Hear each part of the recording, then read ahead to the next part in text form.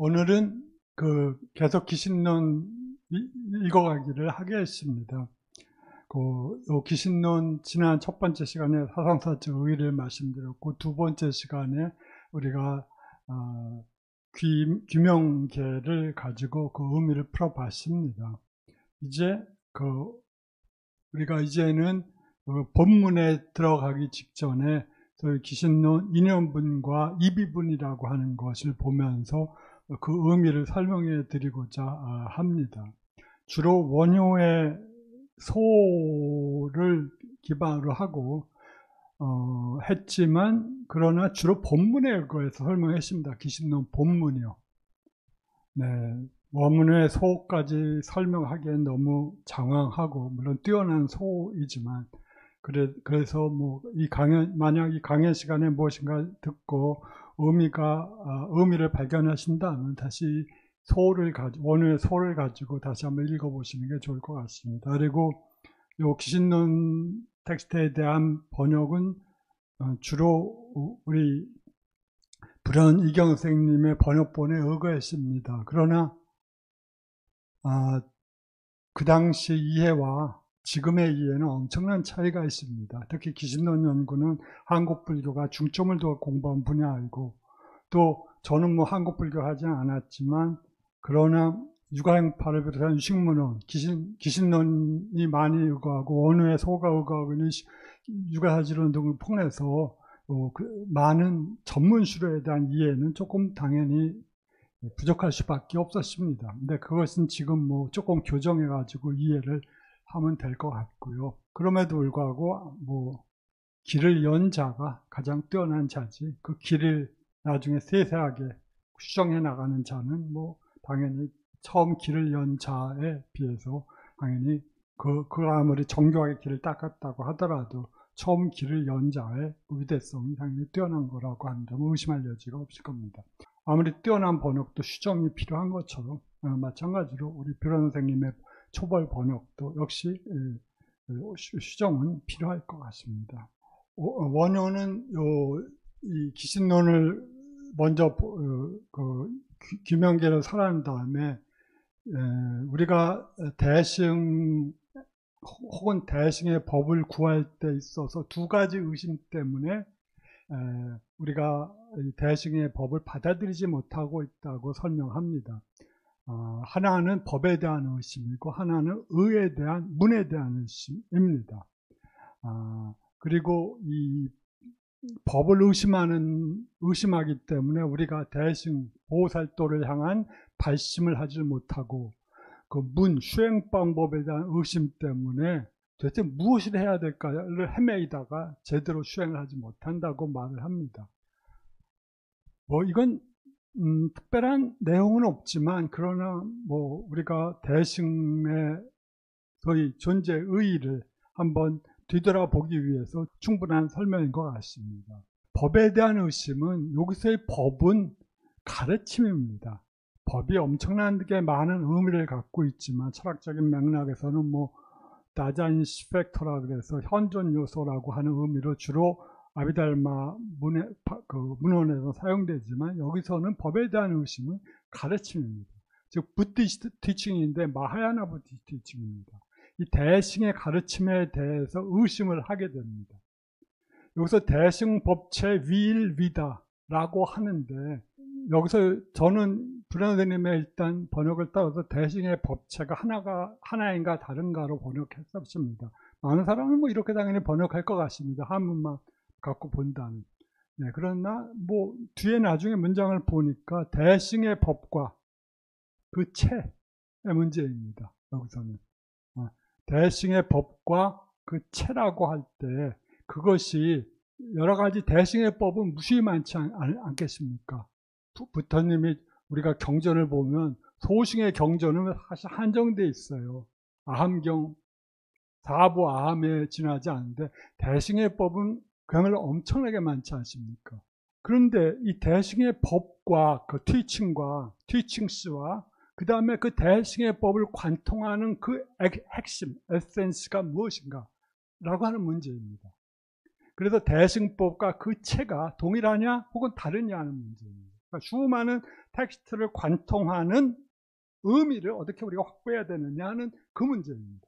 만약에 이 대승의 법과 그 에센스가 하나라고 한다면, 그렇다면 다른 가르침은 없을 텐데, 만약 다른 가르침이 없다면, 그렇다면 이 각각의 이 가르침은 소위 말해서 중생들의 근기에 맞춰 시설해 놓은 게 아닙니까? 우리 불교의 대전제는 부처님이 자기 자신 잘났다고 떠드신 게 아니라, 그렇다면 부처님은 절대 가르침을 피실 리가 없죠. 그는 설법을 하든 설법을 하지 않든 간에 그 자체로 그의 깨달음은 완성되어 있다고 불교도는 생각을 하니까요. 그러니까 그의 가르침은 오직 중생들에 대한 연민심 때문에 중생들을 보다 더 빨리 열반의 영역에 들어가게끔 하기 위한 그 자비심에서 나온 건데, 그럴 때, 그렇기 때문에 이 중생들의 그렇지만 마음의 근기와 이해력과 그 다음에 마음의 관심 정도와 그 다음에 그의 지나간 업의 그 다양성 때문에 동일하게 말해도 사람들은 제멋대로 듣고 이해하거든요. 그러니까 뛰어난 스승의 요체는 뭐냐면 사람들에게 적절한 그에게 필요한 가르침을 전해주는 거거든요. 우리들 같은 교수들은 그야말로 스테레오타이픽한 가르침을 하지만 사실 거의 아무에게도 도움이 되지 않습니다. 궁극적인 해탈도의 문제에 있어서는. 그런데 부처님은 당연히 법안을 갖고 계시고 그 다음에 천안통을 이미 여신 분이니까 중생들이 지금 어떤 상태에 있는지를 아실 거 아니겠습니까? 그러니까 그들을 위해서 다양한 방식으로 다양하게 설법을 했다고 하는 전제가 깔려 있습니다. 그런데 그렇게 다양한 전제들에 의거해서 부처님이 다양하게 설법을 하셨다고 인정한다면, 만약 모든 법이 하나라고 한다면 다양한 중생들이 없다는 얘기가 아니겠느냐 하는 그런 그야말로 정론적인 그야말로 문제 제기일 겁니다. 그 법을 듣고 깨달아야 될 그 중생들이 없다면 대체 우리들이 대승을 말할 때 보살도라고 하는데, 보살들은 대체 누구를 위해서 발심을 하고 누구를 위해서 보살행을 하겠느냐라고 하는 문제 제기입니다. 또 만약에 이 두 번째 나아가 만약 대승의 법과 그 에센스가 만약 다르다고 한다면, 그렇다면 이것은 법과 대승의 수없이 많은 법과 그 본질이 다르다고 한다면 그것도 문제 아니겠습니까? 만약 그것이 동일한 것이 아니라고 한다면 일체는 체가 하나라고 하는 겁니다. 일체 모든 것이 아니라 그것이 체가 하나가 아니라고 한다면, 동일한 것이 그 본질이 동일하지 않다면, 그렇다면 그 본질이 동일하지 않기 때문에 각각 설하는 자와 설하는 대상이 달라질 건데, 그렇게 되면 어떻게 우리가 설하는 자로서 동체제비를 일으킬 수가 있겠는가 하는 그야말로 문제의 제기죠. 자, 이것은 일단 법에 대한 의심입니다. 이것이 원효가 이 대승의 법을 공부하는 자를 위해서 그야말로 정형적인 방식으로 설명을 해 둔 것이라고 생각을 합니다. 그렇지만 여기서도 결국은 대승의 법이 의도하는 게 보살의 동체 대비가 그 가장 기본적인 밑바탕에 깔려 있다는 사실은 이해할 수 있습니다. 동체 대비는 너는 너이고 나는 나다 라고 하는 그런 관점이 아니라, 보살 행위 무르익어가고 성숙해졌을 때 그는 모든 다른 존재와 자기 자신이 당연히 다른 존재, 다른 것이 아니라고 하는 사실을 알아야만 하는 겁니다. 그리고 그러한 통찰을 위해서 그의 행위를 했을 때 그것이 어떠한 모순되거나 어떠한 소위 명예라든가 다른 걸 구하지 않는 그러한 방식으로 나아갈 수 있다고 하는 겁니다.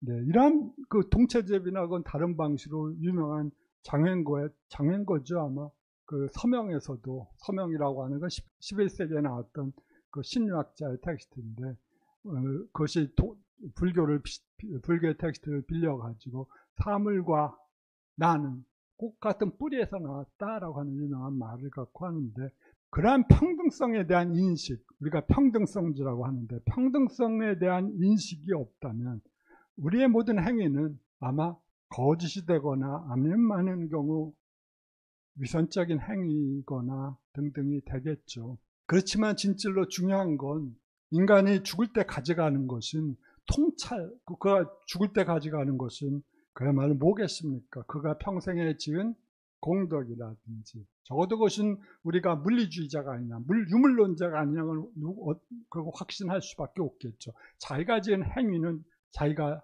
짊어지고 간다고 하는 것, 그리고 자기의 마음의 상태는 죽어서도 만약 유지될 수 있다는 것, 더구나 그의 마음이 이런 동체 대비처럼 매우 높은 상태에 이른 거라고 하면, 그런 평등성의 통찰을 가지고 그의 온 마음과 몸을 정화시켰다면 그의 의식은 굉장히 순수하고 정화될 겁니다. 이러한 방식으로 법에 대한 의심을 원어는 그 동체제비라는 말을 가지고 푸는 것 같습니다. 제 생각은요. 자, 그래 문이라고 하는 것은 우리가 문을 통해서 집안에 들어가니까 어떠한 정신적 단계에 들어갈 수 있는 그 방법이겠죠. 그렇다, 이것은 즉 어떠한 노하우일 겁니다. 무엇에 의지해서 수행할 것인가. 나중에 이건 조금 말했지만 불교에서 수행 방법은 뭐가 있겠습니까? 수없이 많은 수행 방법이 있겠죠. 그렇지만 불교 전통은 그것을 요약하면 정해라든가 지관으로 요약합니다. 그러니까 마음의 적정과 대상의 관찰. 그것은 불교 전통을 관통하는 두 가지 수행 방법입니다. 물론 그 지관에도 수없이 많은 다양한 그 세부 항목들이 있고, 마음을 적정하게 하고 대상을 여실하게 관찰하는 그 것 사이에서도 수없이 많은 티칭들의 컬러들이, 위계들이 있겠지만, 적어도 우리들은 이 지와 관, 소위 말해서 마음을 적정하게 하고 그 다음에 대상을 명료하게 이해하는 것이야말로 불교 수행의 두 가지 방법입니다. 이것 이상도 이것 이하도 없다고 불교 전통은 말하고 있습니다. 그건 조금 이따 나오지만, 하여튼 이 두 가지, 법에 대한 의심, 그 다음에 어떻게 법에 들어갈 것인가, 불교의 가르침을 이해할 것인가 하는 그 방법에 대한 의심에 대한 이 두 가지 의심을 풀기 위해서 바로 이 텍스트는, 기신노예라고 하는 텍스트는 그걸 중생들에게 가르쳐주기 위하여 시작한다, 텍스트를 작성한 거다라고 말을 합니다. 그리고 그것은 일심법과 이문이라고 하는 것을 가지고 이 붓다의 대의를, 붓다의 대승법에 대한 가장 핵심을 설명하라고 하는 것이다라고 이 원어는 말하고 있는 거예요.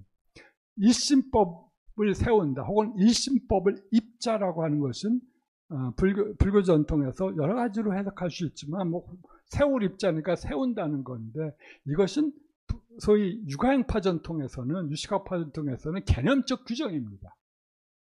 이 일심이라고 하는 그 티칭을 어떻게 우리가 범주라든가 개념을 가지고 확립할 수 있을 것인가 하는 겁니다. 붓다가 도달한 경지는 적어도 마치 허공과 같은 그러한 상태이기 때문에, 우리들은 붓다가 그 상태를 붓다는 아마 관통을 했다고 보입니다. 그렇지만 일반인이 이해하기에 그런 허공과 같은 붓다의 상태를 만약 붓다가 우리에게 보여준다면 누구도 이해할 수 없을 거예요. 우리들은 어떤 세계를 조각내고 그 다음에 분단해서 그걸 가지고 우리들은 이해할 수밖에 없습니다. 어떤 우리들의 인식이 갖고 있는 한계, 인식이 갖고 있는 필연적인 속성이에요. 그래서 이 일심이라고 하는 것조차, 일심이라고 하는 그 티칭을 우리는 개념적으로 규정하고, 그것을 통해서 우리는 점차 무규정적인 어떤 세계로 향해 들어갈 수밖에 없다고 하는 그러한 입장인데, 그래서 이 일심이라고 하는 큰 태제를 세우고, 그 다음에 그 일심지 외에 일심과 독립해 있는 어떤 외적 대상도 없다. 일심지의 객무별법의 그 의미입니다. 일심과 독립해 있는 어떠한 외적 사물들도 존재하지 않는다고 하는 것들을 통찰하는 겁니다. 소위 말해서 이것이 일심주의 객무별법이 소위 심외 무물이나 마음과 독립해 있는 어떤 외부 대상도 없다거나, 혹은 그 유식무경, 모든 것은 단지 아이디어일 뿐이고 어떠한 그것과 독립해서 외적으로 존재하는 대상은 없다고 하는 대승불교 혹은 유식학파의 핵심적인 태제를 여기서 원어도 다시 이 방식으로 풀어서 말하는 겁니다. 소위 우리들의, 이것은 쉽게 말해서 우리들의 의식작용을 떠나서 그것과 전혀 무관하게 존재하는 이 세계는 없다는 주장입니다. 이것은 대승의 에센스예요. 적어도.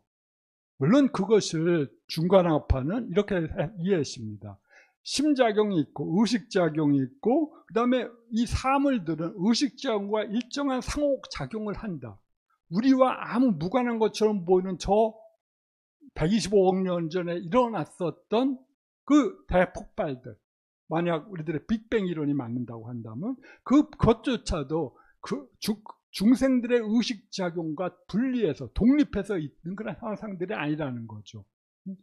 대우주의 여러 가지 생주 괴멸도 그 중생들의 행위들, 그 행위들은 당연히 중생들의 의욕작용들에 의해서 야기된다면서 중생들의 마음, 중생들의 총체적 마음과 저 총체적 의식작용의 산물로서의 그 행위와 무관한 것이 아니라고 하는 것이 불교의 기본적인 우주론적 전제입니다. 네, 그래서 이러한 방식으로 그것들은 서로 분리된 것도 아니라고 생각을 하고, 중간학파처럼 그것들은 그렇게 상호 관계에 있다고 중간학파처럼 쉽게 생각하든지, 거기서는 중간학파는 마음과 그 대상 간에 독립되어 있다고 하는 것들을 인정하지 않는 대신에 이제 그 상호작용만을 인정하면서 넘어가고, 유식은 그러면서 조금 더 한 걸음 더 나가서, 혹은 유식은 또 다른 방식으로 우리들의 능소라고 하는 그 심적 작용과 독립해 있는 어떠한 그 대상도 없다는 의미로 이해하면서, 이러한 능소라고 하는 단계, 의식작용의 두 가지 범주를 우리가 극복한다면 그때 우리에게는 어떠한 진실한 세계가 나타난다고 주장을 하는 겁니다. 그러니까 우리들이 능소라고 하는 것, 주관과 객관, 능소가 어렵다면 주관과 객관이라고 이해해도 됩니다. 주관과 객관의 방식으로 우리들은 온갖 방식으로 이 세계를 만들어가고 있어요. 화가들이 그림을 그려나가지, 주관과 객관은 이 대상을 온갖 방식으로 그려내고 있고 만들어내고 조작하고 있는데, 그러한 것들의 허구성을 우리가 인식했을 때 그때 진실한 세계가 열린다고 하는 거예요. 이것들이 유식의 관법입니다. 이 단계는 시인들에 의해서, 예를 들어서 도연명 같은 시인은 그 단계를 이렇게 묘사했죠. 내가 동력 담장 아래에서 국화꽃을 필 때 유연히, 그러니까 나의 모든 의식작용과 떨어져서 남산이 내 눈앞에 현존하는구나 라고 묘사했습니다. 굉장히 진짜 높은 단계예요.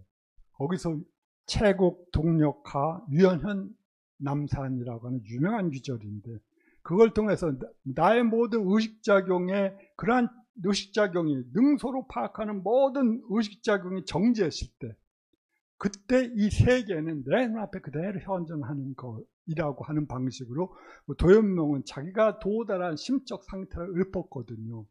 이것이야말로 또 다른 면에서 초지보살이 획득한 보살 초지에서 그 수행 단계에서 보살이 처음으로 능소가 해체된 그 세계의 실상을 이해한다고 보통 말을 하는데, 바로 그 단계를 시인은 그렇게 아름다운 말로서 읊은 거죠.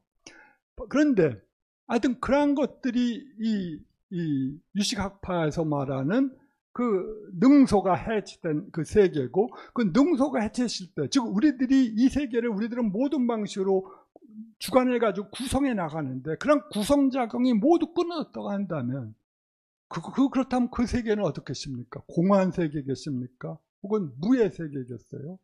실존주의자들이 말하는 것처럼, 샤르트르가 말하는 것처럼? 아니면 불교는 그렇다 생각하지 않고 단지 언어화된 방식으로 우리가 이 세계를 만들어가는 모든 그림들이 더 이상 작동하지 않는 세계라고 말을 하는 거거든요. 그것이 보통 불교, 대승불교에서는 진여의 세계라고 말합니다. 진여라고 말합니다. 그런 점에서 진여는 불과 언설로 되어질 수 없지만, 그러나 존재는 어떤 것이라고 생각되고 있어요. 자, 원어도 그 입장에 서 있고 보다 더 긍정적으로 그 세계를 이 기신론에서 긍정하고 있습니다. 자, 그렇지만 소위 마음작용을 떠나서 심이라고 하는 것은 마음작용 이상 이하도 아닙니다. 의식이라고 생각하면 됩니다. 우리들이 서양 철학에서 말하거나 일상적으로 의식이라고 말하는 것, 분별이라고 말하는 것, 그러한 분별작용, 능소로 작용하는 그 우리들의 의식작용을 떠나서 외부적으로 존재하는 독립된 외부적 실체라는 건 없다고 하는 건데, 왜 우리가 외부적 실체가 있다고 생각을 하냐 그러면 무명 때문에, 그 무명 때문에, 즉 탐진치라고 하는 우리들의 근본적인 추동력이 있어가지고 이 세계를 계속적으로 우리들의 욕망대로 구성해 나가려고 한다고 하는 거죠. 단유무명하여 단지 무명만이 있어 스스로 일심, 그 마음이 동질적인 것, 진여와의 동질적인 거겠죠. 일심이라고 생각해도 되고 심일이라고 생각해도 된다. 마음이 평등하다고 하는 사실에 미혹하여 기재파랑 유전유도 여러 가지 현상적인 모습들, 파랑은 현상적인 모습이라고 이해하시면 됩니다.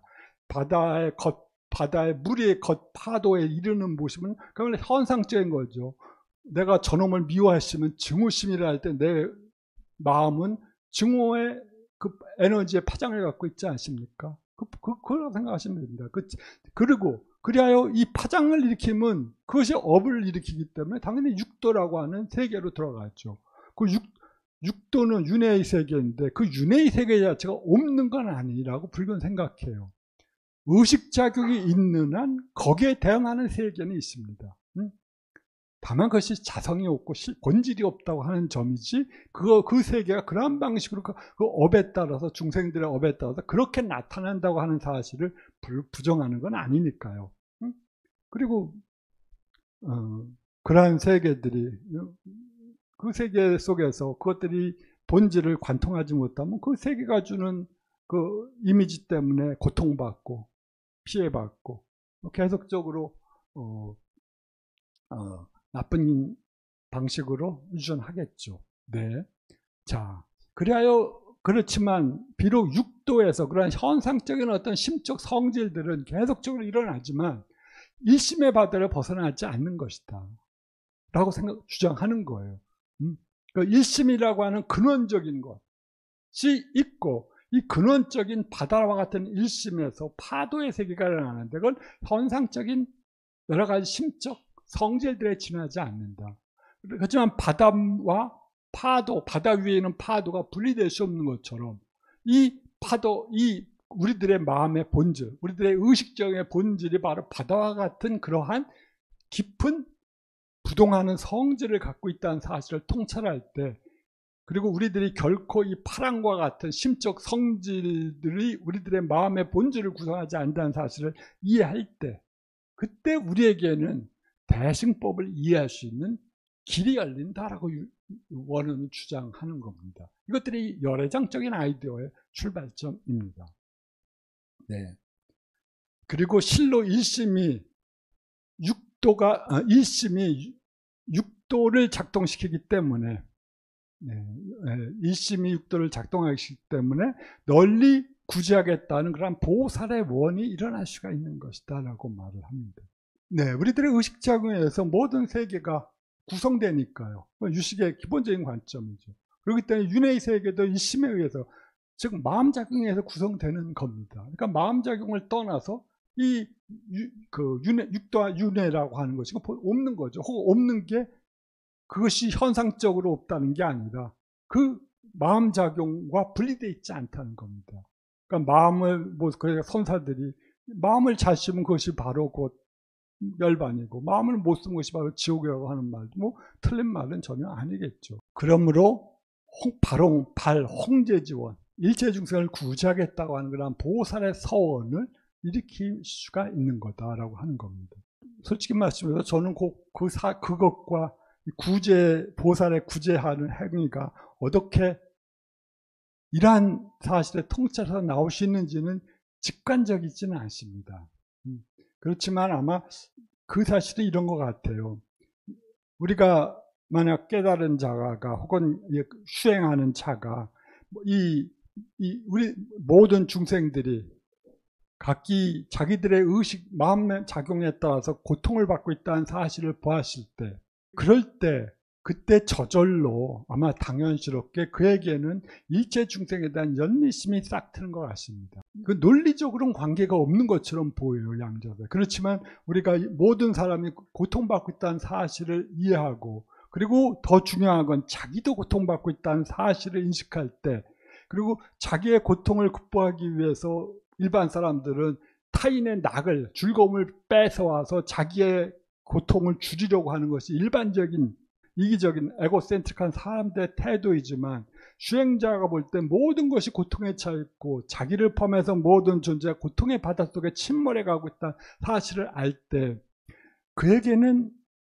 역설적으로 일체 중생에 대한 연민심이 생겨난다고 하는 것 같습니다.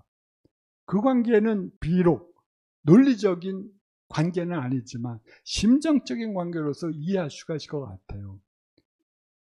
언제가 제가 말씀드렸듯이 그 어떤 티베트 스님이 그 미국에서 설법을 하셨을 때, 그때 그 어떤 미국 여인이 자기 친구가 에이즈에 걸려서 70년대 말이었던 것 같습니다. 에이즈에 걸려서 고통받고 죽어가고 있다. 그 사람은 이제 화가고 그런데 그래서 그는 어떠한 가르침, 이미 그는 무신론자이기 때문에 기독교적 아이디어는 받아들이지, 기독교적 아이디어는 그러니까 어떤 위로 주지 못하고, 그리고 어떠한 가르침, 정치적인 가르침도 없다 라고 생각을 하는데 어떻게 하면 구제해 줄 수, 어떻게 하면 그게 진정으로 위로가 될 수 있겠습니까 하는 말을 물었다고 그래요. 그때 그 사람은, 그 스님은 이런 조언을 해줬다고 합니다. 그러면 그에게 가서 너의 고통을 너는 지금 내가 시키는 고통을 관찰하고 있으니까 관찰해라. 그리고 동시에 이 세계에서 고통을 받고 있을 다른 사람들을 생각해 봐라. 우리들은 충분히 생각해 볼 수 있지 않습니까? TV만 켜면 그야말로 지옥의 풍경들이 펼쳐지는 게 이 세계가 아닙니까? 그러니까 자기가 자기의 심신의 고통보다 그야말로 폭탄이 터지고, 그 다음에 사고 때문에 혹은 서로 증오하기 때문에 여러 가지 일어나는 온갖 종류의 사건들을 우리는 매일매일 경험하면서 거기서 죄가 없이 희생돼가는 사람들, 죄에 참여했던 사람들이 죽어가는 거, 우리들은 그 사건의 여파로 죽어가는 무지한 사람들, 적어도 직접적으로 그 죄와 상관없는 사람들의 고통을 생각해 볼 수 있지 않겠습니까?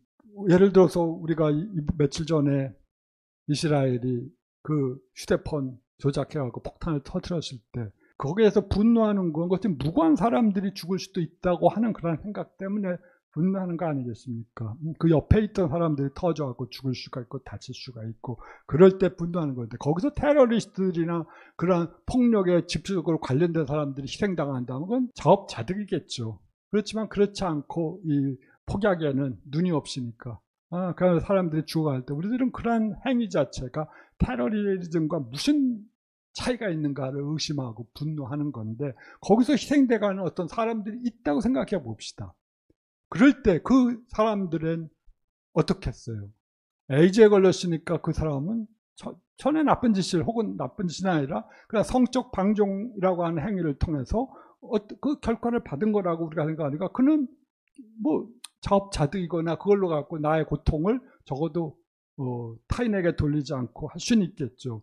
그러나 더 큰 방식으로 우리가 나는 자업자득으로 고통을, 에이즈라는 방식을 통해 고통을 받고 있지만 고통에 직접 해당 사항이 없는 것처럼 보이는 어린 아이들, 무고한 사람들이 죽어가고 있음을 볼 때, 고통받고 있음을 볼 때 그에게는 이 세계에 대한 분노도 1차적으로 일어나겠지만, 그렇기 때문에 그는 신을 믿지 않는 거겠죠. 절대적으로 선한 신이 그러한 무익한 게임을 만들 수는 없을 테니까. 그러면서 그의 변신론적인 모든 해명은 그야말로 그에게는 어필하지 않겠지만, 그러나 고통의 현상을 보면서 그는 마음을 일으킬 수는 있어요.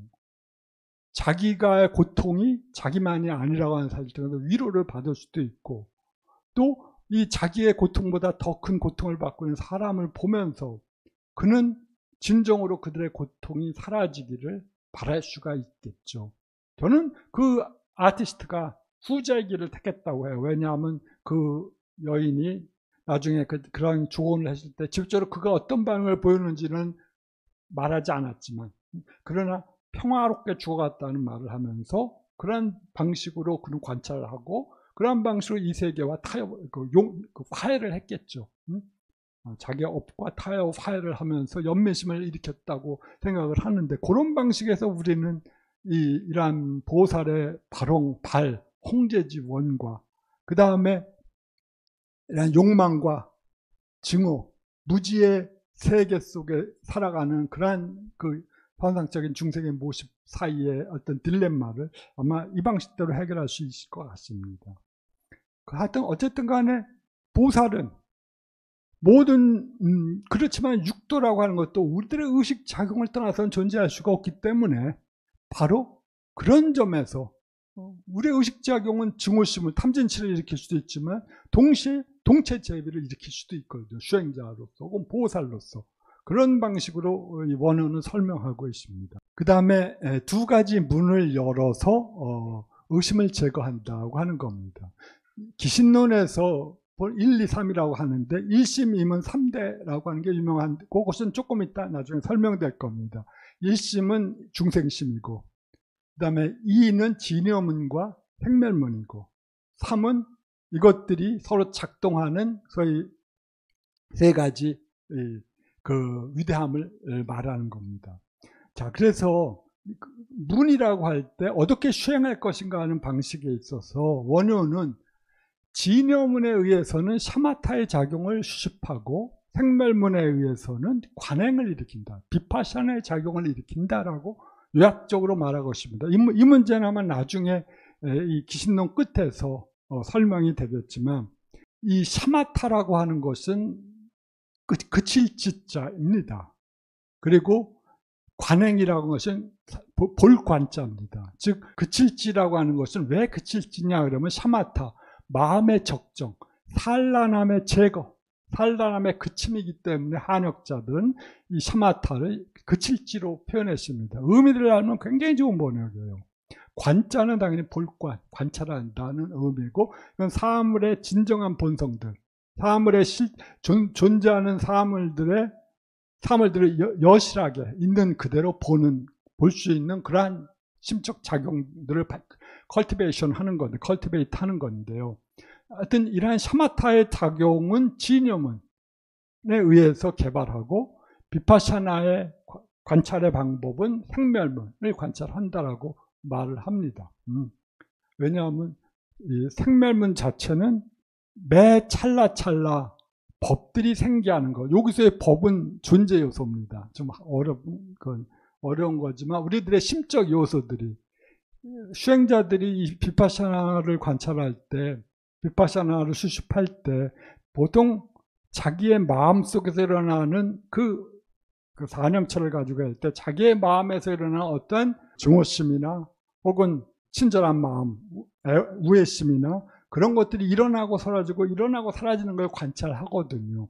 그렇기 때문에 그러한 방식들이 소위 법들의 생멸의 관찰에 의해서, 법들의 생멸을 통해서 제법이 그야말로 매 찰나찰나 생멸하고 있다.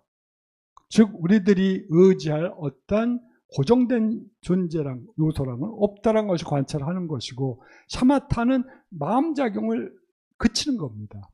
그러니까 하나의 대상의 마음을 딱 묶고 여기에서 어떤 산란된 의식작용이 일어나지 않게 만드는 것이 이 샤마타의 방법입니다. 특징적인 것은 이걸 진여문과 관련시키고 있는 건데, 있는 그대로 대상에 실제 존재하는 모습들의 방식에 의해서 마음을 적정하게 한다고 원은 설명하고 있습니다. 나중에 본론에서 그 방법이 어떤 건지를 아마 알 수가 있을 것 같습니다. 그리고 지관상은 만행삽이라고 하는 것으로 이 문해법들의 수습 방식을 간략하게 일단은 요약하고 있습니다. 지관상은 여러분도 많이 들어보셨을 겁니다.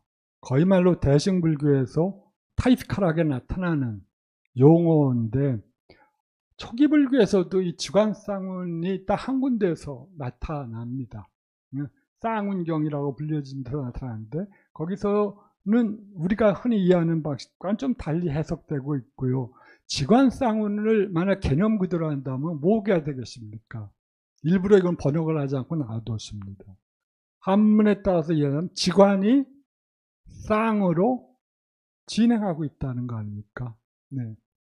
샤마타 비파샤나 유가나다 바인인데 샤마타 비파샤나가 결합된 방식으로 진행하고 있다는 의미가 이 의미입니다.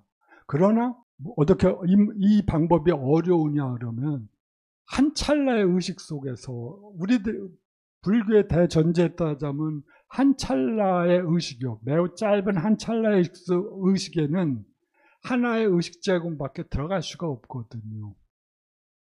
이것들은 아비달마 이래로 불교의 대전제입니다. 그것이 찰나 멜론이라고 하는 독특한 이론으로 설명되는데 우리들은 0.01초에서부터 0.02초 사이의 시간적 단위가 찰나라고 아비달마 철학자들 생각했습니다. 그래서 그들은 빨리 아비달마 철학자들은 이것들을 그런 방식으로 규정을 했어요. 시간적 단위를 그런 식으로 쪼개놨습니다.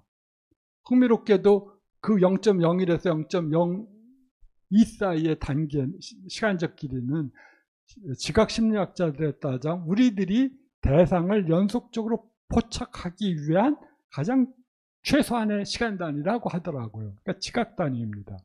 그러니까 그 하나의 지각 단위에서 어떤 법들이 생겨났다 사라집니다. 그 다음 찰나에서 생겨났다 사라지고 생겨났다 사라지고 것이 찰나멸론이라고 불려지는 소위 불교의 심리학의 토대가 되는 아이디어들인데 이 한 찰나에 하나의 의식밖에 들어갈 수 없다는 것이 불교 철학자들의 주장이었어요. 이것들이 경험적 사실에 입각했는지 아니면 단순한 테오리인지는 모르겠지만 아마 경험적 사실이었을 수도 있을 것 같아요. 그렇지만 이 주장은 매우 강력했기 때문에 모든 후대의 철학자들이나 이 이런 철학적 주장에 의해서 수행하는 모든 수행자들은 이 공식을 받아들였습니다. 한 찰나에 하나의 의식밖에 들어갈 수 없다는 것. 그것들은 어떻게 말하면 의식의 통일성을 위해서 필요해요. 한 찰나에 두 의식이 들어간다면 어떡하겠습니까? 정신병자가 되겠죠. 모든 중생은. 한 찰나에 어떤 사람에 대한 사랑의 감정과 어떤 사람에 대한 증오의 감정이 동시에 일어난다 그러면 물론 우리들은 매 찰나 경험하고 있지만 혹은 다음 순간에 경험하고 있지만 처음에는 증오심이 일어났다 그 다음엔 연민심이 일어났다가 변덕이 많게 일어날 수는 있지만 동시에 일어난다고 생각하지는 않았거든요. 그렇지 않으면 정신분열증이 걸릴 테니까. 한 찰나에 하나의 의식이 일어나는데 문제는 지관쌍운의 개념적인 규정은 이 샤마타 비파샤나가 쌍으로 결합해서 동시에 진행한다고 하는 아이디어거든요. 말은 쉽지만 이건 굉장히 어려운 수행입니다. 혹은 아비달마의 정의에 따른 불가능한 수행이에요. 대승 텍스트에서 특히 이 지관쌍운이 처음으로 다시 대승해서 리바이벌 되는 게 성문지라고 하는 텍스트인데 여기서는 이 지관쌍운이 본격화되거든요. 그리고 유가행파는 이 지관쌍운 개념을 적극적으로 도입해 인물 학파들입니다. 그래서 뭐 그걸 나중에 설명을 하는데 요새 제가 불교 공부할 때 가끔가다 법문을 들어보면 이 선사들이 끝에 가서 하시는 말씀이 다 지관쌍운하거나 불태전하거나 뭐 결국 그 말로 그런 정형화된 스테레오타입한 말로 끝내더라고요. 이 말이 갖고 있는 함축성은 말하지 않고요. 그 함축성은 일반인들은 물론이고 수행자들에게도 굉장히 어려운 단계고 이걸 해명하는 건 매우 어려운 단계였을 것 같습니다. 다만 원효는 이걸 그런 식으로 역시 아까 유가행파 텍스트에서 말하는 그런 한 찰나의 지관쌍운이라고 생각하지 않고 그는 이 일심 찰나를 하나의 넓은 의미에서 동일한 사건이 진행되는 그 수없이 많은 찰나도 하나의 심찰나라고 규정함으로써 이 딜레마를 벗어나려고 합니다. 그러나 즉 우리가 불교의 지각론에 따르면 우리들이 붉은 장미꽃을 보았어요. 붉음을 지각했어요.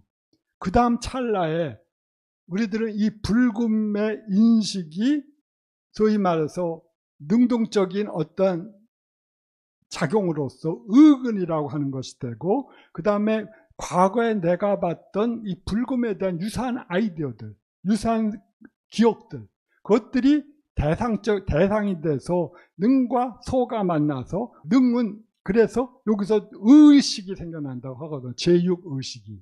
좀 어려운 말인데, 즉 전 찰나의 감각적인 지각이 그 다음 찰나의 의식에 생겨, 즉 분별적이고 판단하는 그런 작용을 하는 의식의 생기를 위한 의근, 능동적인 어떤 작용을 하는 걸로 간주하고 있습니다. 그래서 이 의근이 기억을 소환해서 어떠한 종류의 그 의식, 제6의식을 산출해내는데, 그러한 방식에서 불금이라고 하는 지각이 그 다음 찰나에서 다시 능이 되고, 과거에 보았던 어떤 붉은 석양을 보았다든가, 붉은 사과를 보았다든가, 혹은 붉은 마브라를 보았다든가 등등, 그리고 그거가 결합된 여러 가지 피 혹은 열정 등등의 여러 가지 과거의 경험과 결합해서 자기만이 갖고 있는 제6의식을 산출해요. 붉은 것을 보면서 붉은 마브라를 생각할 수도 있고, 사과를 보고, 또 사람마다 그 사과를 보았을 때 과거에 젊었을 때 연인과 먹었던 어떤 기억을 생각하기도 하고, 혹은 지금 이 사과를 보면서 내 손자에게 먹일 사과를 생각하는 사람도 있고, 등등의 다양한 방식대로 다른 방식의 의식작용을 산출하게 됩니다. 그리고 그것은 또 그 의식은 만약 그가 지속적일 때, 산란된 마음에 빠지지 않을 때 또 다른 의식, 즉 내가 먹일 손자에 대한 맛있는 사과라고 하는 생각을 가지고 할 수도 있고, 혹은 또 다른 방식으로 사람마다가 다른 경우가 있죠. 그런 방식대로 진행해 간다고 생각하거든요.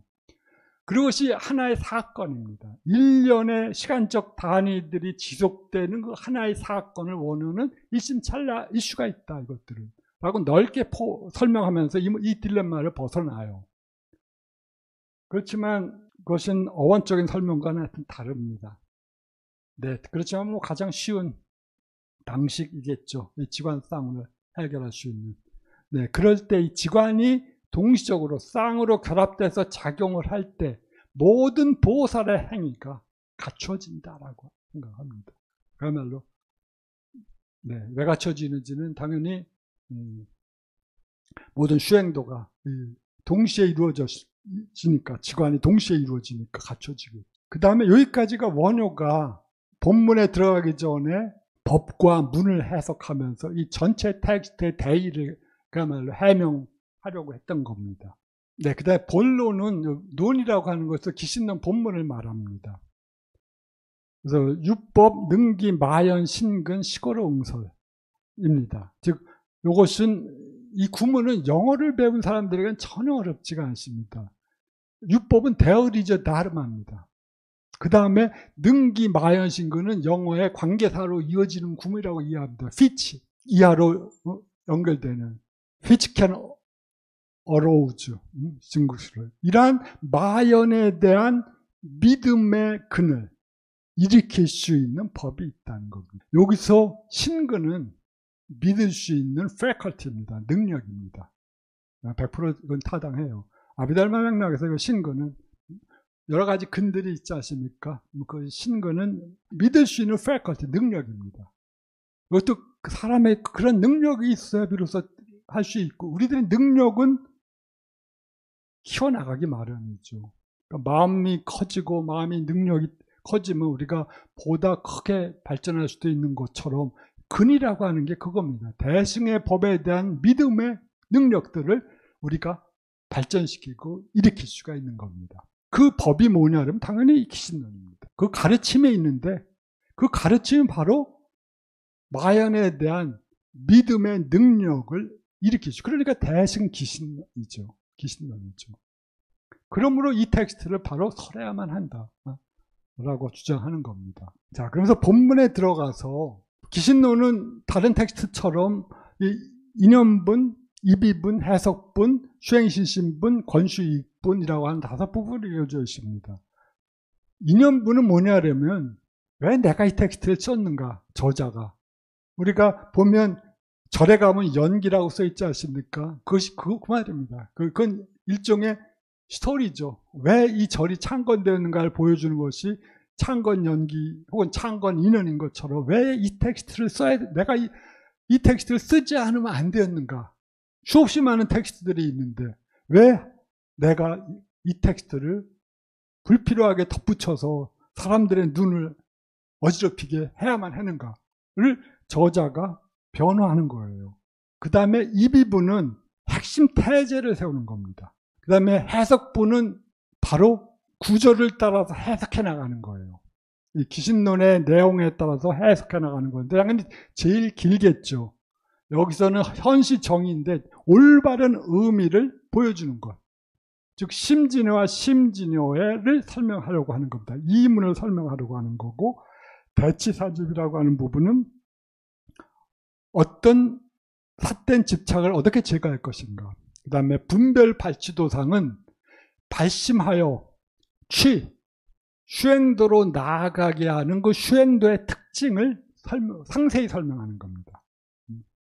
그 다음에 네 번째로서 슈행신신분입니다. 이것은 어떻게 슈행할 것인가, 즉 지관을 설명하는 부분이고, 권수이익부는 근수, 이걸 들으면 어떤 이익이 있어, 그러니까 열심히 들어라고 하는 겁니다. 이걸 들으면 너는 다른 텍스트를 듣지 못했을 때 이란 어마어마한 과보가 있어. 다른 텍스트들은 요만한 과보를 낳지만 이 텍스트를 들으면 너는 즉시 부처님 앞에 태어나서 아미타불을 볼 수 있고 뭐 등등 떠들어대는 겁니다.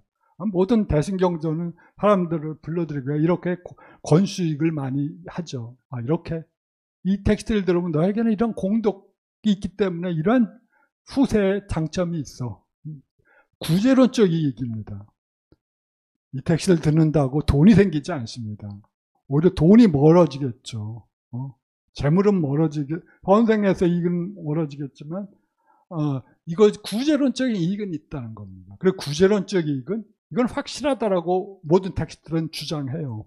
자, 이런 5가지 부분으로 이루어지고 있습니다. 오늘 할 내용은 짤막하게 인연분과 입이분, 이건 짤막한 것입니다만은 그걸 보도록 하겠습니다. 8가지 이유를 갖고 말하는데 이건 텍스트 내용에 따라서 원효는 이것들을 배당하고 있습니다. 왜 이 텍스트를 썼는가에 대한 요약적인 설명입니다. 총상이라고 하는 것은 요약적인 설명입니다. 압축적인 설명이죠. 왜? 일체 중생을 고통으로부터 벗어나게 하기 위해. 모든 대승경전들 혹은 모든 붓다의 가르침이 이걸 지향하는 게 아니겠습니까? 붓다께서 법이라고 하는 이 타행을 하셨을 때 그것들은 고통으로부터 벗어나게 하는 길을 보여주시려고 하는 것이고, 다만 소승의 길은 우리가 법화경적 아이디어를 빌려서 말하면 그것은 작은 수레와 같고 대승행은 큰 수레와 같으니까 모든 사람들을 열바로 이끄시는 커다란 길이다 라고 주장하는 거죠. 특히 이 기신론은 그러한 대승의 가르침 중에서 우리들은 에센스의 에센스다 라고 주장하는 겁니다. 일체 고를 떠나서 구경락을 얻게 하고 세간을 구하거나 명리와 공경을 구하지 않게 합니다. 즉 이걸 공부해서 돈 벌거나 명예를 얻는 일은 절대 없다는 겁니다.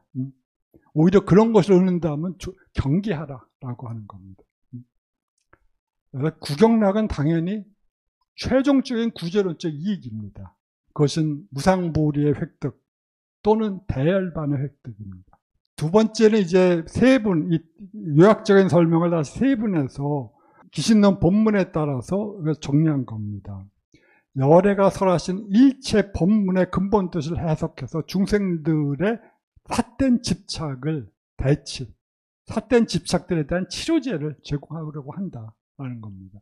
대치는 어려운 수로지만 일종의 치료제라고 생각하시면 됩니다. 그것들은 바로 이 기신론 본문에서 해석분의 1과 2에 해당된다고 원어는 주석하고 있고요. 세 번째가 그럼에도 불구하고 또 선근이 성숙한 중생들에게는 대승의 법에 대해서 심신의 활동성을 갖고 대승에 대한 믿음에서부터 물러서지 않게 하기 위함이다 라고 합니다. 여기서 활동성은 감임이라고 하는 단어입니다. 이것은 까르마니아타라고 하는 건데, 즉 심과 신의 활동 자유, 우리들이 번뇌의 때에 의하여 절여지지 않았기 때문에 수행보살은 그래서 우리들의 생각과 우리들의 신체가 매우 경쾌합니다. 그것을 이 감임이라, 감능 혹은 감임이라고 했습니다. 그리고 과거의 업의 잔존물이 업장이 없을 겁니다. 혹은 드물겠죠. 그러니까 대승의 가르침을 들으면 즉시 거기에 대해서 심신의 마음과 몸이 자유롭고 활발히 작동하여서 대승에 대한 믿음에서 물러서지 않게 할 것이다. 그리고 이 텍스트는 바로 그런 역할을 한다고 하는 겁니다.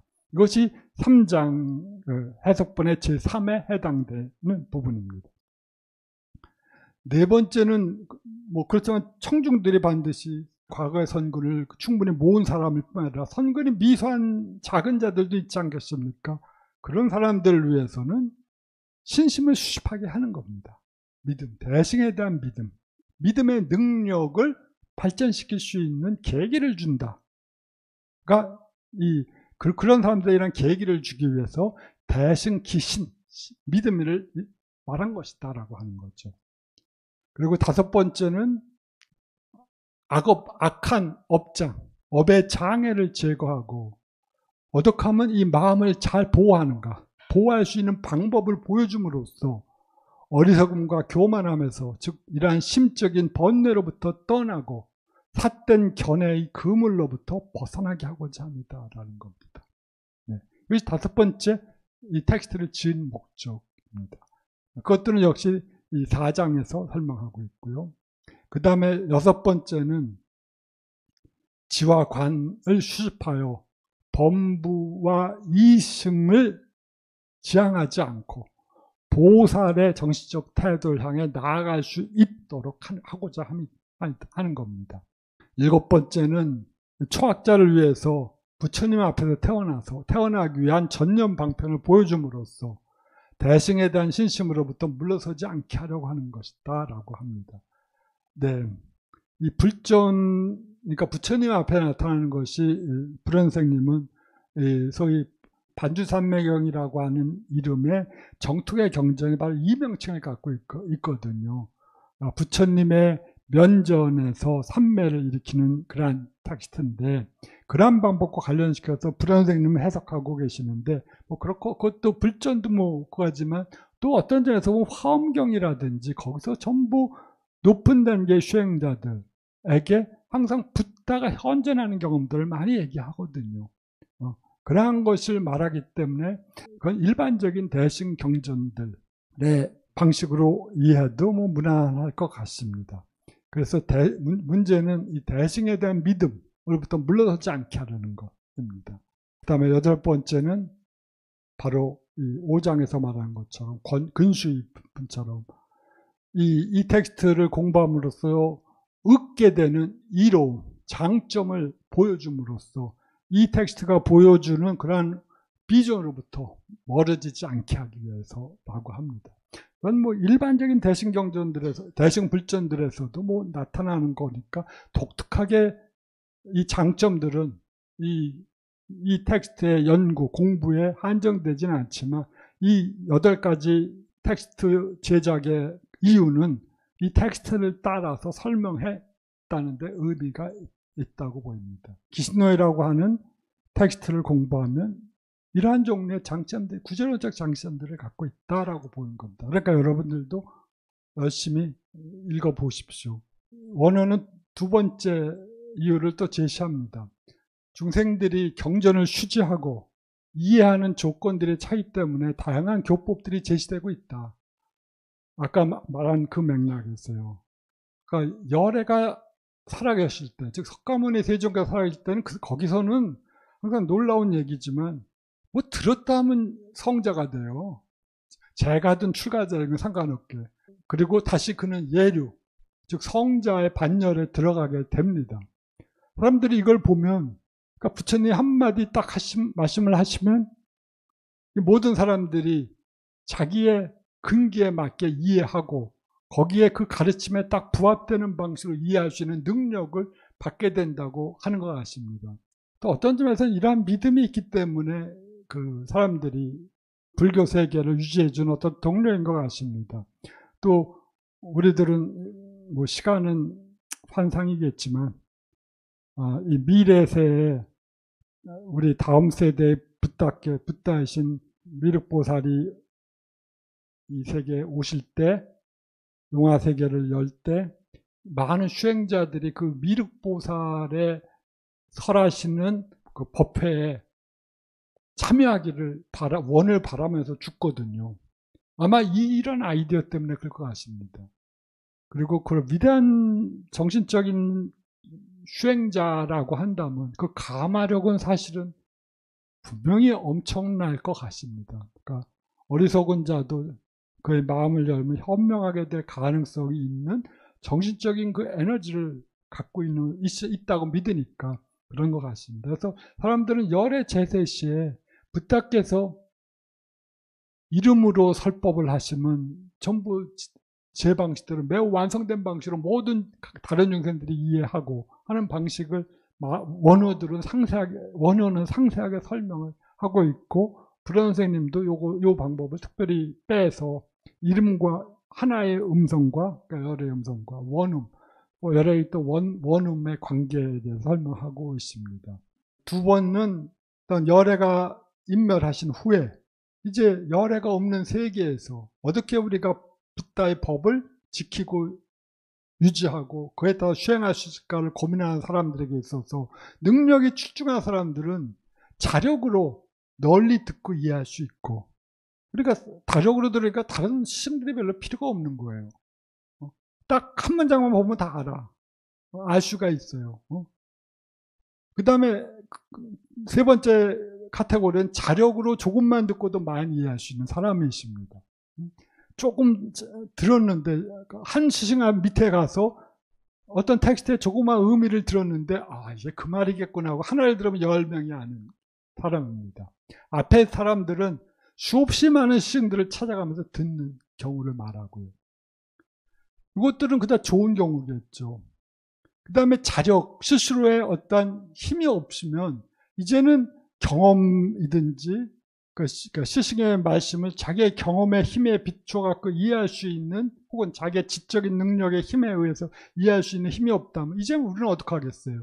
텍스트의 의미, 붓다가 말씀하시는 의미를 이해하기 위해서는 우리는 그 경전에 대한 상세한 논서, 상세한 해설을 담은 논서에 의해서 이해할 수밖에 없지 않습니까? 그 논서가 경전의 의미를 확정하니까 그 논서를 들으면서 부처님이 말씀하시는 의도가 이것이었구나라고 이해하는 겁니다. 다섯 번째 카테고리는 방대한, 그러니까 예를 들어서 자력이 없어서 광범위하게 설명한 논의에서 이해하신 사람, 예를 들면 이건 꼭 원어는 해당시키지는 않지만 아비달마에 얼만큼 방대한 논서가 있겠습니까? 읽다가 질려 죽을 그런 엄청난 분량의 텍스트일 텐데, 그리고 읽어도 의미도 잘 모르겠고 저 같은 불교학자도 잘 모르겠는데 일반인들에게 그건 모시는 텍스트지, 이건 도대체 공부하라고 하는 텍스트는 아닐 것 같거든요. 그런데 이런 방대한 텍스트의 설명은 너무 방대해서 오히려 번잡해, 오히려 이해에 방해가 돼 하면서 간략한 문장이지만 여러 의미를 갖고 있는 요약문, 다란이라고 했는데 그 다란이를 좋아하는 사람이라고 하는 겁니다. 다란이는 여기서 요약문입니다. 짧은 설명. 이 텍스트는 어디에 속하냐? 바로 마해범주에 속한다고 주장하는 겁니다. 이처럼 이 기신론은 열의 광대하고 심한 법의 끝없는 의미를 요약해서 포괄하려고 하기 때문이다라고 하는 겁니다. 즉, 이 텍스트는 요약문에 의거해서 열의 가르침의 에센스를 필요한 중생들에게 보여주려고 하는 것이다 라고 말을 합니다. 기신론이라는 텍스트가 성공한 이유인 것 같아요. 84,000 법문이 불교가 장점이지만 동시에 단점, 교법을 절하는 데 있어만 단점도 되지 않겠어요. 도대체 어떤 텍스트에 의거해서 내가 공부해야 돼 하니까 그거 하나 기독교의 바이블처럼 되든 안 되든 하나 딱 정해주면 그거 하면 되잖아라고 믿으면 좋을 텐데, 불교는 수없이 많은 텍스트가 네 근기에 맞는 걸 골라. 내 근기가 뭔지도 모르겠는데 그걸 갖고 어떻게 맞추겠습니까? 그런데 이 기신론은 요약문에 의해서 이제까지 불교 사상사에서 중요한 키워드, 키 에센스를 담고 있는 수행법을 망라해서 요약적으로 설명해 주고 있으니까 이것을 의지해서 수행해라 라고 하는 겁니다. 그러니까 이 텍스트가 나중에 동아시아에서 일종의 대승 경전 중에 핵심으로 간주되고 있거든요. 모든 불교 사상은 나중엔 기신론 하나로 통합된다고 평가될 정도로 일본 이시라고 하는 학자들은 그렇게 말하고 있는데, 후대 7세기 이후의 동아시아 불교는 기신론 불교다라고 말하고 있을 정도입니다. 즉 기신론이 모든 불교 사상을 통합시켜버렸어요. 좋은 점도 있고 나쁜 점도 당연히 있겠죠. 그렇지만 적어도 도대체 불교가 뭘 말하고 하는 건지, 대승이 뭘 전하려고 하는 건지, 그리고 우리에게 열애장이라고 하는 것이 있다면 그 전달의 의미는 무엇인지를 매우 요약적이고 압축적인 방법으로 보여줄 수가 있다는 장점은 갖고 있습니다. 그리고 바로 이것이 바로 요약문에 따른 이 경전의 의미를 포괄해 놓은 텍스트다라고 주장하는 겁니다. 기신론은 나름대로 그러니까 원어는 이 마의 범주에 따라서 기신론의 사상가적인 위치를 혹은 구제론적인 전달의 의미를 이해하고 있는 겁니다. 아까도 허공에 대해서 말씀했지만 부처님의 깨달으신 그 깨달음의 내용들은 너무 심오해서 말할 수가 없다고 부탁해서 스스로 말씀하시지 않았습니까? 그것이 마치 허공과 같이 측정할 수 없고 잴 수가 없고 파악할 수 없는 것이죠. 우리가 어떤 가르침을 이해하려면 그것들을 구분하고 구획하고 그 다음에 그것을 자기의 이해의 범위로 불러와야 됩니다. 그럴 수밖에 없어요. 인간은 오성이고 인간 이성이라는 게 그런 방식으로만 작동이 되니까, 그런 방식으로 우리들은 보면서 다만 그렇게 범주화하고 이러한 여러 가지 가르침을 어떤 의미를 전달하기 위해서 우리들은 텍스트를 조직하고 텍스트를 구성해 나가는데, 그러한 방식대로 우리들은 붓다의 세계를 보여주려고 하지만 그럼에도 불구하고 항상 어떤 경우도 간에 장애는 있을 수밖에 없습니다. 또 그것이 자기에게 맞을 수도 있고 맞지 않을 수도 있고, 그걸 고려해서 해야 되지만 어차피 붓다의 광대한 깨달음의 체험을 우리가 추첨하기 위해서는, 따라서 경험하기 위해서는 어떤 방식든 간에 우리들은 그것을 우리들의 이해의 범주 내로 불러들어올 수밖에 없어요. 그리고 그것이 천박하지 않고 심오한 방식으로 가르침으로써 우리들이 그것에 대한 열망을 계속적으로 유지할 수 있게끔 해주는 작용을 해야 하는데, 이 기신론은 바로 원어가 생각할 때 그러한 역할하기에 적합한 텍스트라고 생각하는 거죠. 사상사적으로 불교가 이제까지 발전되었던 아비달마, 그 다음에 중관, 유식의 가르침을 포괄해서 이것들을 열애장 사상이라고 하는 방식으로 결합해서 보여주니까 그 당시 우리가 이제까지 갖고 있던 일종의 사상사적 정점을 보여준다고, 그리고 정점 속에서 이제까지 설명되었던 수없이 많은 그 가르침을 그야말로 함축적으로 제시함으로써 각각의 사람들이 이 원하는 방식대로 들어갈 수 있게끔 해줄 수 있다는 그것 역할인 것 같습니다. 이제 두 번째 2장은 그 인연부는 뭐 큰 어려움은 없을 겁니다. 근데 두 번째 텍스트는 두 번째 이유도 역시 뭐 어려운 건 없고 그냥 설명, 그리고 기신론에 대한 사상사적인 혹은 그 텍스트상의 평가니까요. 자, 두 번째가 이비분, 키워드, 전하려고 하는 핵심적인 메시지를 요약해서 보여주는 겁니다. 이비. 여기서 의미를, 궁극적인 의미, 궁극적인 포인트를 보여주는 것, 세우는 것, 정립하는 것입니다. 그리고 그것은 1심 2문 3대로 요약이 됩니다. 마여는 대승 마하야나의 음사입니다. 마하는 크다라는 뜻이고 야나는 수레라고 하는 뜻입니다. 그래서 의미상으로 번역하면 대승이 됩니다. 그런데 마하는 말씀대로 마하고 여는 야나의 음사입니다. 그 당시 6세기경에 이 텍스트가 번역되었던 아마 양자강 유역의 어떤 지역에서 이 진제적 아이디어를 따르는 진제라고 하는 그 역경식의 아이디어를 따랐던, 그리고 유식의 가르침에 의미를 부여하면서도 마음의 본질이 불변하는 어떤 것을 갖고, 불변하는 어떤 것이라고 하는 그 불변하는 토대를 갖고 있다고 하는 그 것들을 믿었던 어떤 수행자들에 의해서 이 텍스트가 성립이 되었는데, 그 저자는 이것을 대승을 마하연이라고 하는 말로 음사했습니다. 이렇게 어떤 단어를 번역을 통해서 나타낼 경우가 있고, 마하야나라고 하는 산스크리트가 있다면 마하야나를 대승이라고 할 수도 있고, 마하연이라고, 혹은 우리말로 하면 마하야나라고 음사할 수 있겠죠. 지금 우리식으로 음사한다면.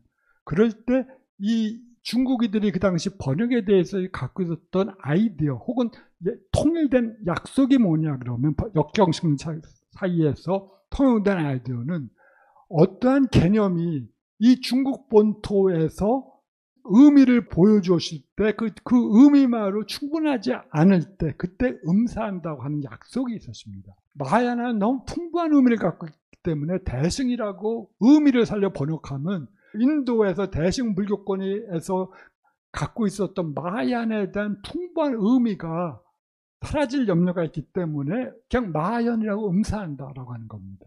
대승이 인도 세계에서, 인도의 불교 세계에서 갖고 있던 그 풍부한 의미를 살리기 위해서 그냥 마하연이라고 음사를 하는 건데, 그러니까 이 마하연이 이 중생심, 이 일심이 중생심이라고 한다면 그 다양한 뉘앙스를, 그 당시 중관이든 유식이 포섭하거나 설명하려고 하지 않았던 측면들을 기신론은 이 마하연이라고 하는 말을 가지고 포괄하려고 한다고 주장하는 겁니다.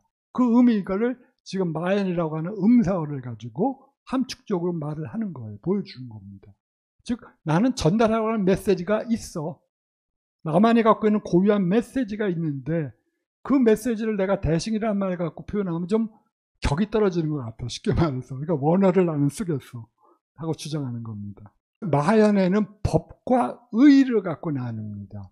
법은 나름하고, 여기서는 또 부디스트 티칭이라고 이해하면 당연히 아니겠죠. 중생심이라고 말하니까. 그러니까 여기서의 법은 어떤 궁극적인 의미에서 존재하는 어떤 것이라는 의미로 또 설명되는 것 같습니다.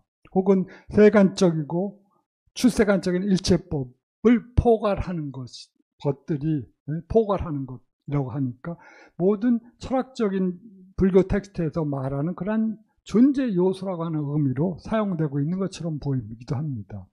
첫째, 요 법이 있고 의가 있습니다. 그 다음에 이것을 중생심, 법을 중생심이라고 하는데, 즉 중생들, 살아있는 센텐트 빙들의 존재자들의 살아있는 유정들의 의식이다라고 말을 하는 겁니다. 법이라고 하는 것이. 이 중생의 마음은 이 모든 세간적인 요소들과 출세간적인 요소들을 포괄하고 있고, 바로 이 중생심에 의거해서 바로 마하연이라고 하는 그 포인트, 마하연이라고 하는 그 포인트를 나는 보여줄 것이다 라고 하는 겁니다. 자, 그러니까 이 심, 중생심이라고 하는 모든 중생들의 의식, 그것들이 세간적인 의식 작용은 물론이고 출세간적인 의식 작용들, 진여심도 포함되겠죠. 그 마음조차도 이것이 일심에 포괄되고 있고, 그리고 이러한 일심, 즉 바다의 비유를 보면 바다와 같은 그러한 깊이 변하지 않는 그 본질적인 측면과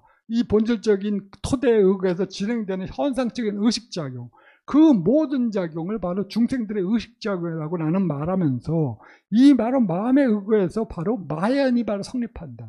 마하연이라고 하는 그 포인트가, 의는 여기서 마하연이라고 하는 포인트 정도일 것 같습니다.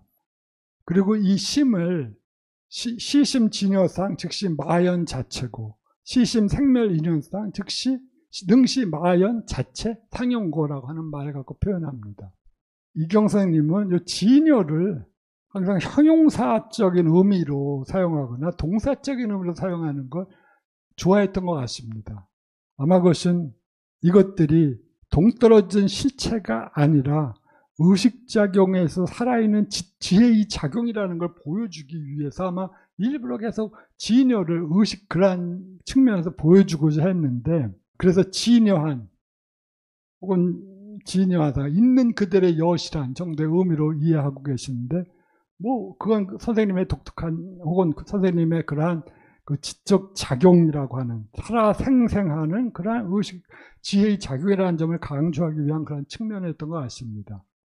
어쨌든 간에 이 시심의 진여상이 능시 마연 최고, 즉 바로 마연의 자체를 보여주기 때문이다라고 하십니다. 보통 이 시심 진여상은 어떻게 그 진여를 어떻게 해석된 간에 이 방식대로 이 마음의 진여의 특징, 상은 특징이니까요. 여기서 그런 식으로 번역하는 게 일반적입니다. 그러나 이 번역은 제가 생각할 때 틀렸습니다. 그러니까 이 선생님은 그러한 딜레마를 가지고 진여한 형용사적인 의미에서 사용하려고 했는데, 왜냐하면 진여에는 특징이 없거든요. 특징이 있으면 제한된 거고 한정된 건데 그게 진여는 맞지 않는데 어떻게 진여의 특징이라고 하겠어요. 그건 전혀 맞지 않는 번역이겠죠. 다른 번역일 경우에. 그러니까 그런 딜레마를 피하기 위해 선생님은 진여를 형용사적인 의미에서 진여, 있는 그대로의 특징이라고 번역하셨는데, 이 텍스트 저자가 얼만큼 많은 산스크리트 구문에 익숙해져 있는지는 모르겠지만, 이건 인도 불전을 공부한 사람들은 이걸 다른 방식으로 즉시 이해합니다. 어떤 말은 이 마음인데 어떤 마음이라면 진여를 통해서 특징 지어지는 마음입니다. 한문만 공부한 사람에게 이런 해석이 전혀 드러나지 않을 텐데, 진여를 통해서 특징 지어주는 바로 이 마음입니다. 혹은 이 마음이 진여를 통해서 특징 지어지는 한에서 그때 그것이 마연 자체이다.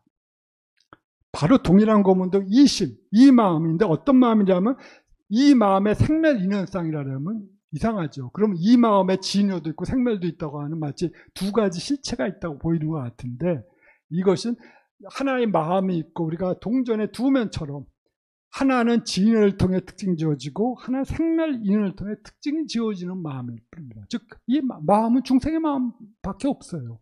그 마음의 생멸인연을 통해서, 즉 생멸하고 요동치고 그러한 방식으로 특징 지어진다고 하는 한, 여기서 산스크리트 상에 해당되는 단어가 형용사 구의 마지막 요소된 몸물로서 특징 지어지다라고 하는 정연적인 형용사 구로 이해되고 있거든요.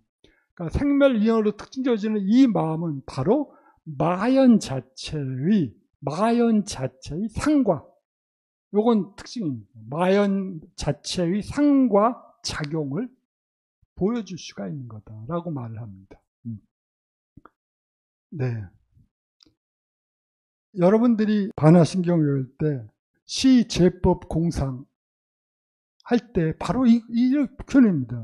이 마음의 공상이 아니라 이 마음, 어떤 마음이냐면 시법, 이 법인데 공으로 특징지어지는 이 마음입니다. 공성이라고 하는 특징을 갖고 있는, 혹은 공성으로 특징지어지는 이 마음, 불생불멸, 불고부정, 부정불가 등등으로 나타나고 있는 그런 거거든요. 우리말 한글 대장경은 그대로 잘 번역하고 있는 것 같습니다. 하여튼 이것도 그런 식으로 번역했을 때 의미가 통해요. 진여가 있는 그들의 존재 방식으로 특징 지어주는 이 마음. 그러니까 궁극적인 어떤 바다와 같은 토대로서의 그 마음이겠죠. 그것은 마연 자체이다. 그리고 그 마음이 생멸인연으로 특징 지어지는 한에서, 즉 우리들의 현상적인 의식작용을 통해서 나타나는 것, 증오하고 미워하고 사랑하고 싫어하는 등등의 여러 가지 심적인 그러한 퀄리티를, 성질들을 가지고 나타나지는 한에서 그 마음은 바로 배제해야 될, 극복해야 될 어떤 의식작용이 아니라, 제거돼야 할 의식작용은 아비달마나 유식은 그렇게 생각했지만 이 열애장적인 아이디어에 따르면 그것이 바로 마연 자체의 상과 작용이다라고 주장을 하는 겁니다. 매우 에디컬한 주장이에요.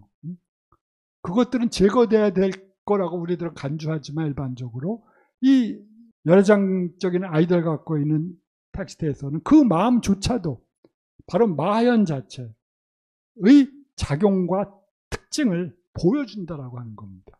물론 은폐된 방식. 이것이 바로 이 법에 대한 설명입니다. 이건 본에서 설명이고요. 그 다음에 두 번째, 이 법과 의가했을 때 법은, 즉 이 심은 일체의 세간법과 출세간법을 포괄한다고 했으니까 그거지만, 그러니까 여기서 존재 요소, 궁극적인 요소이건 아니면 현상적인 요소이든 간에 그러한 것을 포함하고 있고, 두 번째 의, 방법은 이것은 의미일 수도 있고 혹은 대상일 수도 있습니다. 법과 의로 나눠서 수행의 목표를 정하는 것은 적어도 대승 텍스트에서는 해신밀경에서 나타납니다. 해신밀경은 수행의 목적을 법과 의로 나눠서 설명을 하는데 그 방식을 차용하고 있는데 설명의 방식은 전혀 다릅니다. 여기서는 법을 아까 말씀드린 그러한 세간법과 출세간법을 포괄하는 거라고 했는데, 여기서 의는 이제 이 삼종의 대와 그 다음에 심으로, 즉 대승을 가지고 말을 하고 있습니다. 그러니까 여기서의 의미는 일반적인 의미에서 의미에 더 가까운 것 같습니다. 대의미가 뭐냐 그러면 최대, 그 다음에 상대, 용대, 일심임은 3대라고 했을 때 이 3대에 해당되는 겁니다. 체의 위대함, 상의 위대함, 그 다음에 작용, 용의 위대함입니다. 그것이 대승할 때 대의미다 라고 하는 거죠. 앞에 법을 말할 때는 마현이라고 하고 두 번째에서는 또 대승을 갖고 설명하니까 어떤 깊은 의도가 있는 것 같은데 현재 저에게는 그 깊은 의도는 잘 안 보이고요. 하여튼 최대, 상대, 용대의 3대로 갖고 설명하면서 이 체대를 일제법의 진해라고 말합니다. 그리고 거기서는 제 생각에 콤마를 떼어야 되고요. 왜냐하면 그것은 평등하고 부증감하기 때문이다라고 하는 거죠. 즉 대는 진여이고 상대에 있어서의 대는 열애장이고 용대에 있어서의 대는 일체 세간 출세간법을 작동시키는 것, 산출시키는 그런 작용의 위대함이라고 하는 방식으로 해석하고 있는데, 제 생각은 위 일체법 진여가 상대의 정의고 그 이유가 평등, 부증감과 한다. 그 체는 평등하고 증대되지도 감소되지도 않기 때문이다. 진여는 반드시 평등과 따릅니다. 사회학자들이 좋아하는 평등의 개념이 저희 학과에서 옛날에 그 사회철학 공부하시는 분이 그때 일본 교토에 갔을 때 평등원이라고 하는 데가 있더라고요. 그래서 평등이란 말을 쓰네요. 그래서 대승불교가 제일 좋아했던 단어가 이 평등이라는 단어라고 하니까 그러냐고 깜짝 놀라던데, 진여는 일제법에 있는 그들의 모습은 성문들이나 연각들이나 보살들에게 차이가 없다고 하는 의미에서 평등입니다. 그래서 그럼 그것은 평등하고, 그리고 따라서 평등하니까 그 사람들의 따른 증감이 없다고 하는 의미입니다. 그것들이 대승의 체가 갖고 있는 위대함입니다. 두 번째, 모습이 갖고 있는 위대함을 바로 열애장이라고 부르습니다. 그러니까 이 기신론은 체대는 진유에 배대하고 상대는 열애장에 배대합니다. 즉, 체대가 마치 법신에 해당된다면 이 상대는 마치 보신에 해당되는 방식으로 그 중생들을 위해서 항상 작동하는 지혜의 현현으로 강조하는 겁니다. 열애장이고, 왜냐하면 그것은 구량무정성 공덕이다. 무량한 자체적인 공덕을, 여기서 성은 자성적인으로 해석하면 됩니다. 무량한 자성적인 공덕을 갖추고 있기 때문입니다. 뭐가? 체대로서의 열애장이, 혹은 체대가. 그 다음에 작용의 위대함은 뭐냐 그러면 바로 일체 세간, 출세간의 선한 인과를 산출시킬 수가 있기 때문입니다. 이 텍스트를 공부해갖고 용대, 작용의 위대함을 갖출 때는 모든 세간과 출세간의 그 인과성을, 즉 현실적으로 작용할 수 있는 능력을 산출할 수 있어야만 한다는 겁니다. 선한, 즉 구제론적인 의미에서 능숙하고 익숙한 그런 인과적 작용을 일으킬 수 있어야만 한다고 주장하는 겁니다. 자, 그것이 상대, 위대함이고 이것이 최상용의 3대로서 의, 두 번째 포인트, 의, 대승의 의미를 말하고 있습니다. 그 다음에 이것과 쌍을 이루는 승, 대승할 때 승은 당연히 일체재불이 바로 이것에 의하여 타고 가기 때문에 타고 가는 대상이죠. 그러니까 일체대불은 바로 이 대승, 일체 중생을 구제하려고 하는 구제론적 목적을 갖고 있는 수레를 끌고 간다고 하는 것이고, 일체보살도 역시 이 수레에 올라타서 열의 단계에 도달할 수 있기 때문에 승이라고 부르는 거다라고 말하는 겁니다. 네. 멋있는 규절인 것 같습니다. 이 기신론은 이 기신론이 전달하고자 하는 메시지, 핵심적인 메시지를 1심이면 3대를 가지고 그 다음에 그것들을 법과 의라고 하는 주제에서 1심이면 3대를 가지고 설명을 하고 그것들을 상세히 설명하는 과제는 해석본에 넘기고 있습니다. 그렇지만 이것들이 스키마에 해당되기 때문에 이것들은 머릿속에 넣어두고 계시면 좋을 것 같습니다. 여기까지가 기신론 인연분과 해석분이었습니다.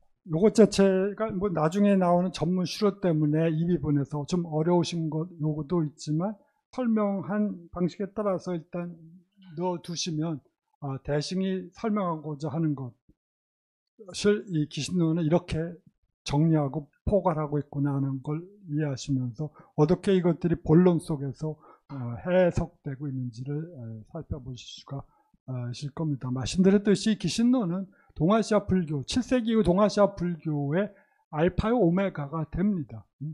여기서부터 불교 이해를 출발하신다고 하면 불교의 사상학적인 모든 발전된 모습들을 적어도 포괄하실 수가 있을 겁니다. 다만 부족한 것은 어떻게 수행할 것인가는 이 텍스트에서는 여전히 미진하게 남습니다.